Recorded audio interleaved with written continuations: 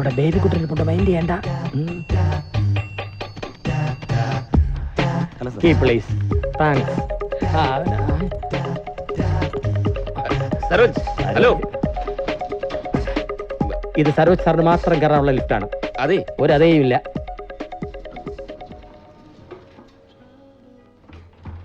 നമുക്ക് റെസ്റ്റോറന്റ് കയറി വല്ലതും തട്ടി വെച്ച് മുറിയിലോട്ട് പോവാം. ആ ബേബിക്കുട്ടൻ വന്നതിന് ഡേറ്റിന് അല്ല, എന്താ ഹോട്ടലിൽ കാണാനോ? അയ്യോ, റെസ്റ്റോറന്റ് ഇവിടെ അല്ല, അവിടെയാ. ബേബിക്കുട്ടനോട് ഞാനൊന്ന് സംസാരിച്ചു. 7 കൊല്ലത്തേക്ക് ഡേറ്റ് ഇല്ലാന്ന് ഞാനങ്ങ് പറഞ്ഞു. ആരാ ഡയറക്ടർ? ആരായാലും എന്താ, ഇനി പുറത്തുള്ള നിർമ്മാതാക്കൾക്ക് ഡേറ്റ് കൊടുത്താൽ ശരിയാവില്ല. സരോജ് പച്ചാളം കമ്പൈൻസിന്റെ പടങ്ങൾ മാത്രം മതി. ഈ പകട്ടൊക്കെ എത്ര കാലത്തൊക്കെ ആർക്കറിയാം. ലാസ്റ്റ് ഇറങ്ങിയ മുന്താണി കടവത്ത് വലിയ തേങ്ങാക്കൊല എന്നൊക്കെ പത്രത്തിൽ എഴുതിച്ചെങ്കിലും പ്രൊഡ്യൂസറുടെ അണ്ടം കീറുന്നാ കേൾക്കുന്നത്. അതുകൊണ്ട് ഉള്ള സമയം കൊണ്ട് മാക്സിമം പണം അടിച്ചെടുക്കണം. അതിന് നമ്മൾ തന്നെ പ്രൊഡ്യൂസ് ചെയ്യുന്നതാണ് നല്ലത്. സാറ്റലൈറ്റ് ഓവർസീസ് എല്ലാം ഇങ്ങ് പോരും. മേക്കപ്പ് ഇട്ടാൽ പോലും രായപ്പന് നല്ല പ്രായം തോന്നുന്നുണ്ട്. ചുളിവും വീണിട്ടുണ്ട്. എത്ര കാലം നായകനായി നിൽക്കാൻ പറ്റുമെന്നാ. അതുകൊണ്ട് ഇപ്പൊ തന്നെ എന്തെങ്കിലും സൈഡ് ബിസിനസ് തുടങ്ങുന്നതാണ് ബുദ്ധി. എന്ത് സൈഡ് ബിസിനസ്? അച്ചാറും മസാലപ്പൊടിയൊക്കെ ഉണ്ടല്ലോ, അതുപോലെ ഏതെങ്കിലും വരണം.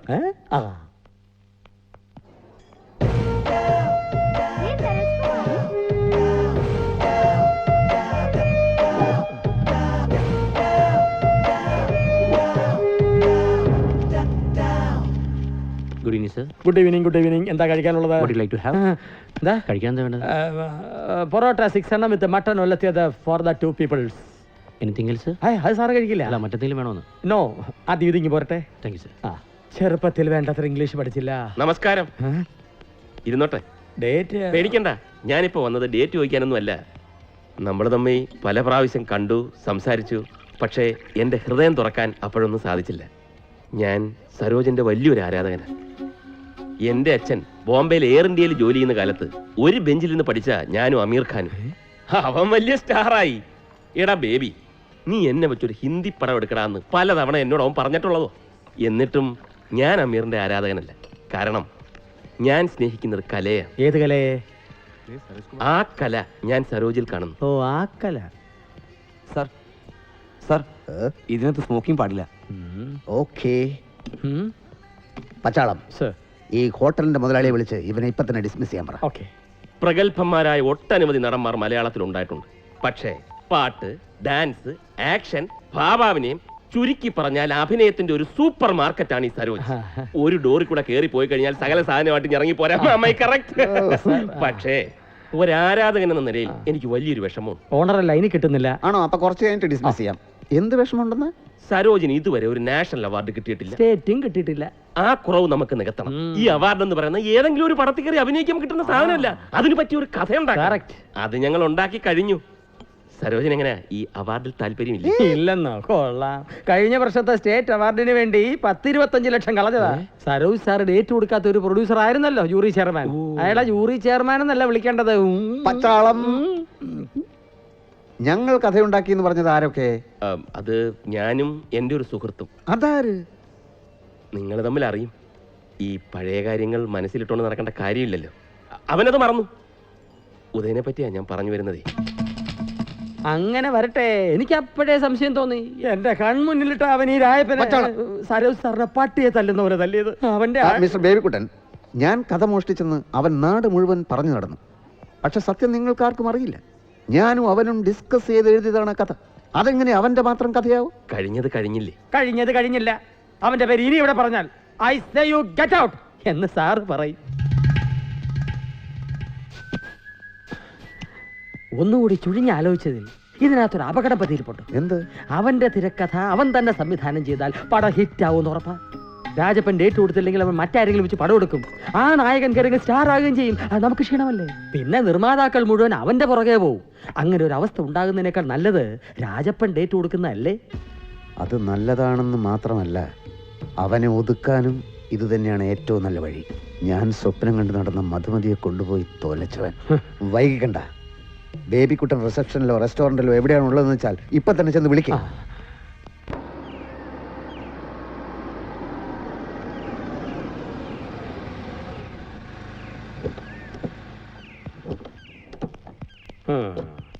അഞ്ച് മിനിറ്റ് ലേറ്റ് ആണല്ലോ. ജറൂസ് സാർ ജിമ്മിംഗ് ഉള്ളിലോട്ട് പോയിരിക്കുക. ഇയാളല്ലേ ഡയറക്ടർ? അതെ. എന്തിനാ ഇപ്പൊ ഇയാളെ ഇങ്ങോട്ട് കൊണ്ടുവന്ന്? സരോജ് സാറിനെ മൂഡ് ഔട്ട് ആക്കാനോ? ഞാൻ പറഞ്ഞു ഒരു വിധത്തിൽ സമ്മതിപ്പിച്ചെടുത്തിരിക്കുക. അതിനിടയിലായി എന്നെ കാണുമ്പോ അവനെന്തിനാ മൂഡ് ഔട്ട് ആകുന്നത്? അതിന് ഞാൻ അങ്ങോട്ട് ദ്രോഹമൊന്നും ചെയ്തിട്ടില്ലല്ലോ. എന്താ പറഞ്ഞത്? അവനാ സൂപ്പർ സ്റ്റാർ സരോജ് കുമാർ, അവനെന്ന് വിളിക്കാൻ മാത്രം എന്താ വളർന്നോ?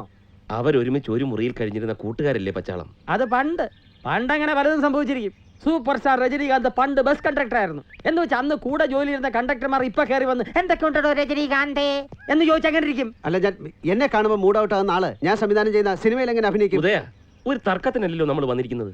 മിസ്റ്റർ പച്ചാളം, നായകനായിട്ട് അഭിനയിക്കുന്ന ആളും സംവിധായകനും തമ്മിൽ ഒരു ധാരണയെങ്കിലല്ലേ കാര്യങ്ങൾ മുന്നോട്ട് പോകും. വാക്കുകൾ സൂക്ഷിച്ചുപയോഗിച്ചില്ലെങ്കിൽ കാര്യങ്ങൾ പുറകോട്ടേ പോകൂ. ഏതായാലും നിങ്ങളൊന്ന് വിവരം ഞാൻ സരോജ് സാറിനെ അറിയിക്കാം.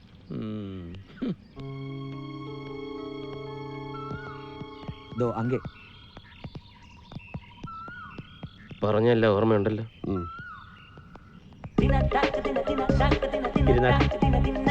നമസ്കാരം.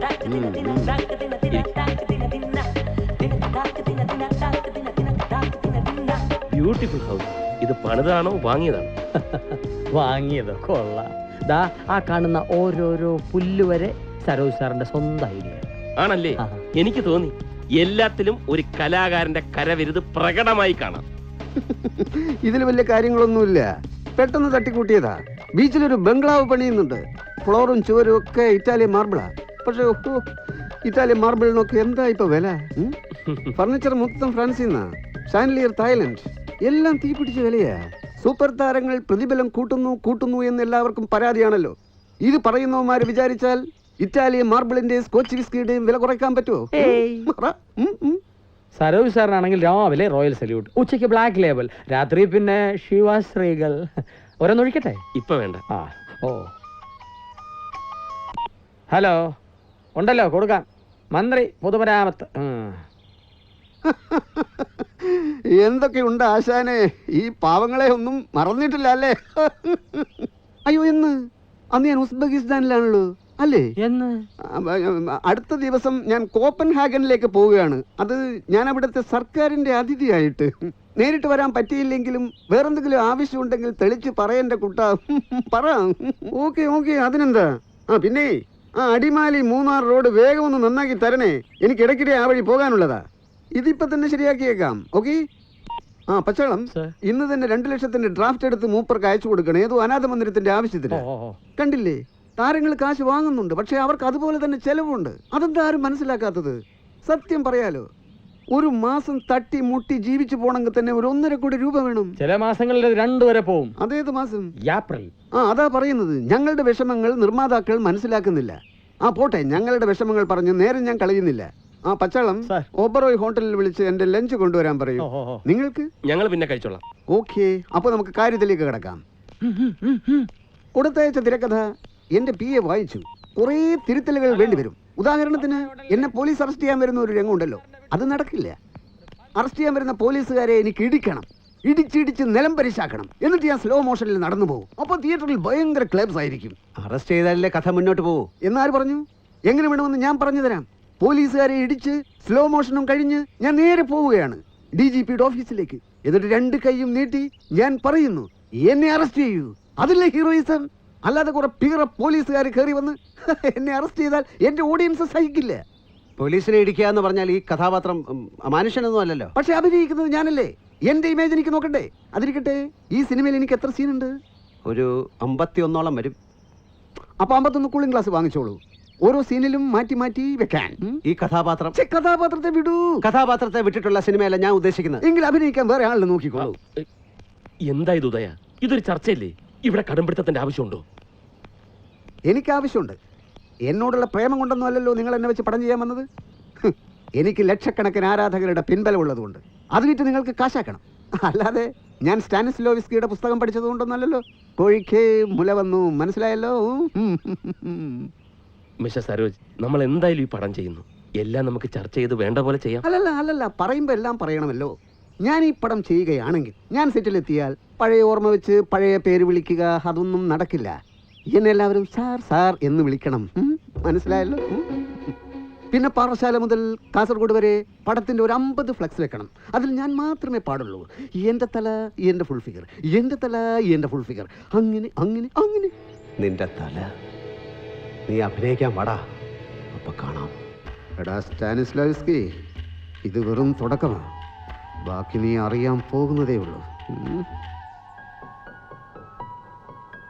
17-ാം തീയതി ഷൂട്ടിംഗ് തുടങ്ങണമെങ്കിൽ നിങ്ങളുടെ ആർട്ടിന്റെ സെക്ഷൻ 1-ാം തീയതി മുതൽ സെറ്റിന്റെ പണികൾ ആരംഭിക്കണം. 1-ാം തീയതി മുതൽ 3 മുറി ഞാനിവിടെ ബുക്ക് ചെയ്ത് കഴിഞ്ഞു. താമസം സ്റ്റുഡിയോക്കകത്ത് തന്നെയാണോ? ശശി, റാമോജി റാവു ഫിലിം സിറ്റി എന്ന് പറഞ്ഞാൽ ഒരേ സമയം 10-15 ഫിലിം ക്രൂസിനെ മുഴുവൻ താമസിപ്പിക്കാൻ സൗകര്യമുള്ള ഒരു സ്ഥലമാണ്. ഹൈദരാബാദ് സിറ്റിയിൽ നിന്ന് അവിടം വരെ ദിവസേന കാർ ഓടിച്ചു പോകേണ്ട കാര്യമില്ല. 5 സ്റ്റാർ ഹോട്ടലുണ്ട്, സാധാരണ ഹോട്ടലുണ്ട്, ട്രാൻസ്പോർട്ടേഷന് ധാരാളം വാഹനങ്ങളുണ്ട്. നിങ്ങൾക്ക് ഷൂട്ടിങ്ങിന് എന്തൊക്കെ വേണം എല്ലാം അവിടെയുണ്ട്.